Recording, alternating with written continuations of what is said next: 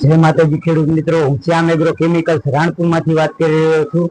ઘણા બધા ખેડૂત મિત્રોના એવા પ્રશ્ન હોય છે કે આપણે કપાસ ઉગી ગયા પછી અને વાયન વાયન નીંદામણ ઉગતું હોય છે, તો એને નીંદામણ એટલું બધું ખડ ઉગી જાય કે એને જેને નીંદવું ઉર્યું ને આમ શક્ય નથી, કે દાડિયા વરાયને તો મેળ જ ના આવે એવું હોય।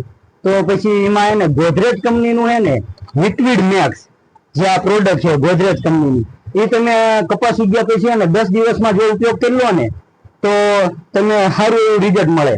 કે ખડ કેવડું હોવું જોઈએ તો કે 2 થી 4 પાંદડીઓ હોવી જોઈએ, એટલે કે 1 થી 2 ઇંચનું ખડ હોય ને ત્યાં સુધી એને ગોળ પાન હોય પટ્ટી પાન હોય કોઈ પણ ખડ હોય બાળ દે।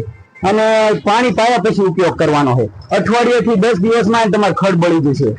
અને કપાસમાં હળવાશ જેવી પીળાશ આવશે, પણ એને વાયથી તમે એને કપાસમાં જે સારો એવો માઇક્રોન્યુટ્રનનો ઉપયોગ કરી લેશો ને તો કપાસ કમ્પ્લીટ થઈ જશે।